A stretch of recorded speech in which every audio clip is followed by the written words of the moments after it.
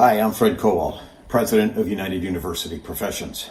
And once again, I'm speaking to you concerning all that your union is doing to ensure that your safety, that your health, and that your professional well-being are all secured during this crisis. I would be remiss, once again, if I didn't start with a heartfelt thanks to all of the members of UUP, the 13,000 plus members of UUP. Out of our total membership of 37,000, close to 40,000 when you include our retirees, actually a little over 40,000. Those who are working in our hospitals, caring for the sick, making sure that the pandemic stops, and with the least possible loss of life.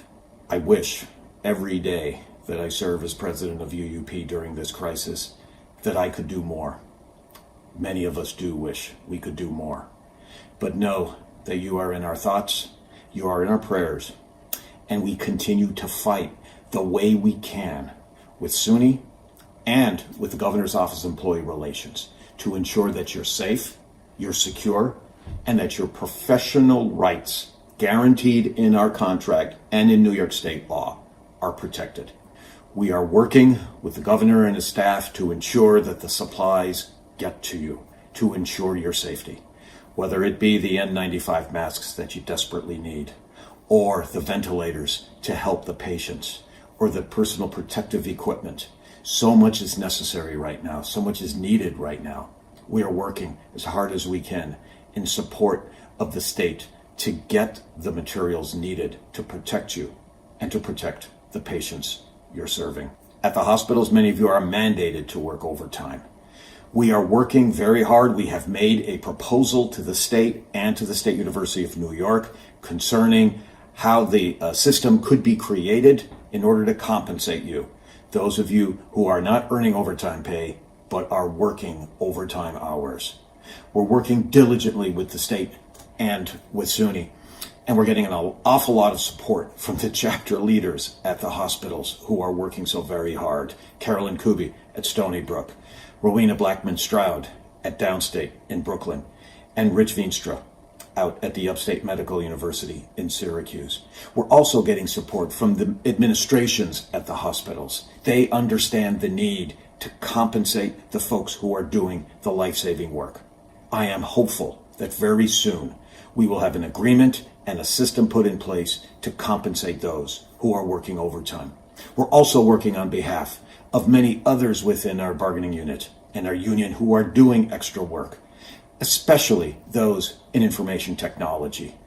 What is necessary is for all of you, including those at the hospital, but those of you who are not at the hospitals but who are doing extra work, to make sure that you are keeping track of the hours and the work that you're doing.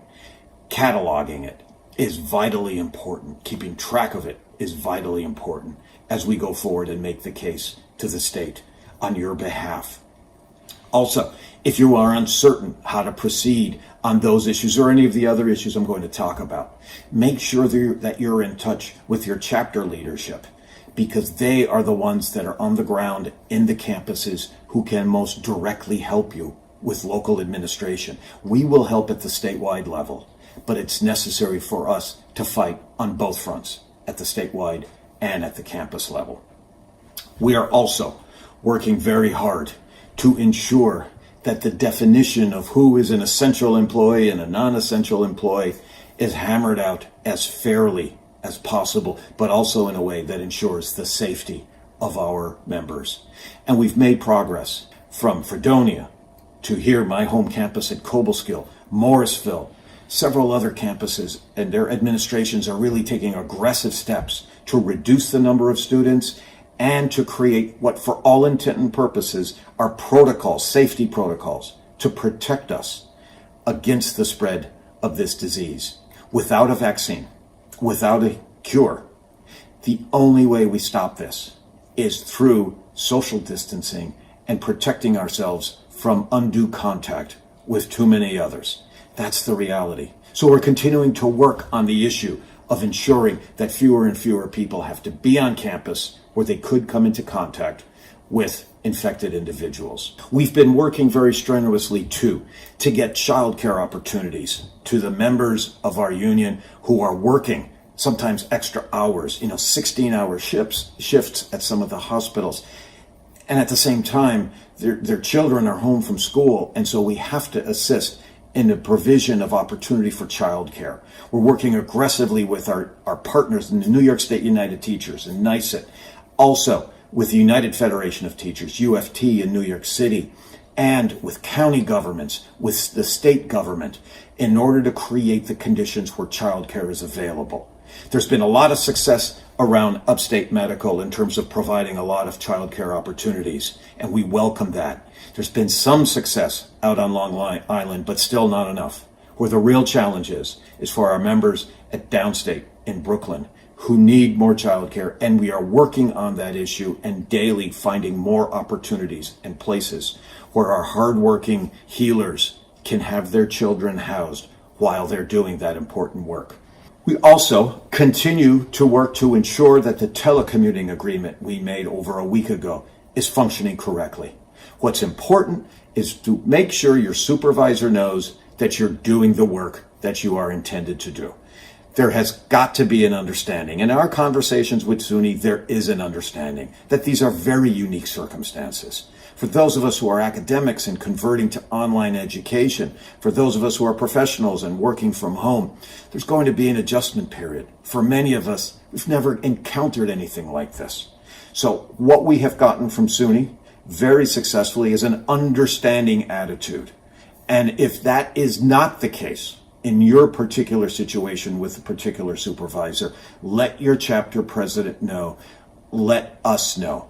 There's a portal here on the website, right in that section on coronavirus, where you can go and you can enter any information you want about a difficult situation you're facing.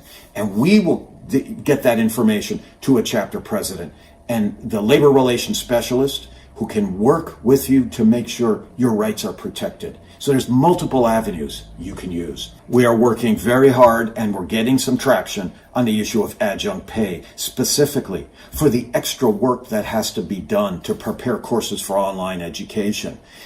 There, again, we have a sense in SUNY that they understand that this is something that has to be addressed. What I'm calling on our members who are adjuncts to do is to make sure that you catalog the work that you've had to do down to the hour. Make sure you have all of that documentation going forward as we continue to fight, so that once we can be successful, and I am hopeful we will be, in springing some money loose so that there can be some compensation for this, you will have the documentation in order to justify the payments. We're working on it. We're working diligently. Nothing is certain until we have an agreement in hand, but it is a top priority for us. And we do know also, though, that there are professionals who are doing some teaching, some extra service work as in online education. Catalog the work you're doing, because we can also make sure that you get compensated for that. At the same time, we are also working on the issues that pertain to our professional futures.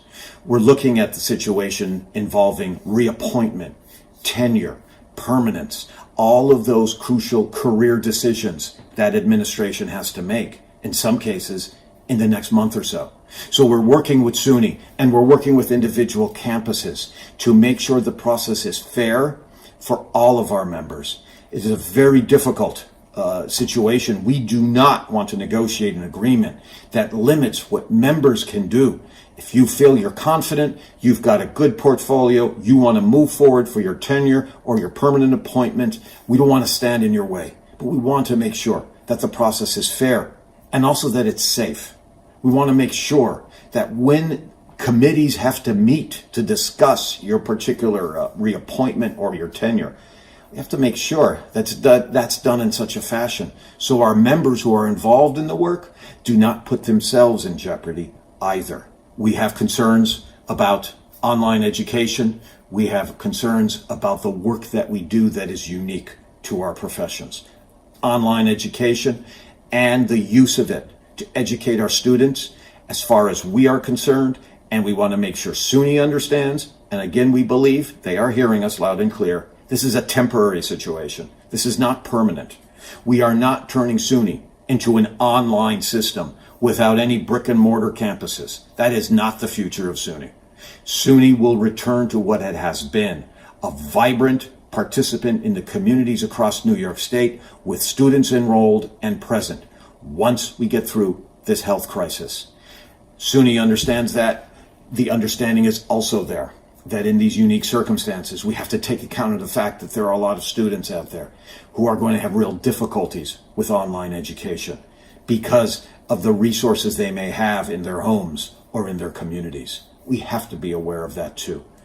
In terms of exclusivity, that's one of the most important things we fight for, and that is to protect our work. We do it. We in our bargaining unit, in our union, in the hospitals right now. The utilization of volunteers, of retired professionals coming back to do the work is totally understandable. We will not stand in the way of that. That would be unconscionable. At the same time, everyone understands that this is a temporary situation. When the crisis has passed, we will move back to doing the work we do in the hospitals and elsewhere. That is guaranteed in our contract and in state law. One last thing that I want to mention. We are not, in the leadership of UUP, solely functioning on dealing with day in and day out crises as important as they are. Because literally we're talking about the lives of our members. But there's something else we're focused on, and that is the future. We've already heard comments about the need to cut the budget going forward, that it's going to be a devastating budget going forward, that there are going to have to be massive cuts. I disagree completely with that analysis. Coming out of this crisis, what's going to be necessary is drawing on the resources that exist in New York in the hands and in the bank accounts of billionaires. Draw on those resources. Those who have the capability to pay must pay. Raise the taxes on billionaires. Use those resources to increase the reach of public higher education in New York. This crisis has showed us that these institutions are crucial, but not just to be temporary hospitals, but also to train the workforce for the future and to create the citizens for the future who can deal with these crises in a wise, compassionate, intelligent way. Most importantly, obviously, we need to invest heavily in the hospitals that are on the front lines and in the medical schools. We need to expand medical care across New York State, creating institutions for the future so that in the next pandemic, and it will come, there will be a smooth process to test, to heal, to ensure that it's controlled and not the kind of horror that we are now seeing in New York City and in other places of our country and our world. That's where the priorities of this state have to be. Not to contract and to cut, but to expand and grow opportunity and grow the institutions that will make New York State healthier and stronger for the future. I want to thank you for taking the time. This has been a long message, longer than usual, but I wanted to cover all the areas that we are working on to make sure you're aware of what we're doing on your behalf, and to invite you to go to the other places on this website where you will see the places where you can submit concerns and questions, and also where you can send letters to our legislators, to our governor, arguing for more funding for the institutions who are doing the healing and building the future. Please, we need more letters going to legislators. Hundreds of our colleagues have already signed. Please do the same. They need to hear from us that we're here to serve New York, but also to build New York for the future. Thank you for all that you do. And please, stay safe, stay well, take care of each other, and in solidarity, let us stand up for each other to get through this crisis. Thanks.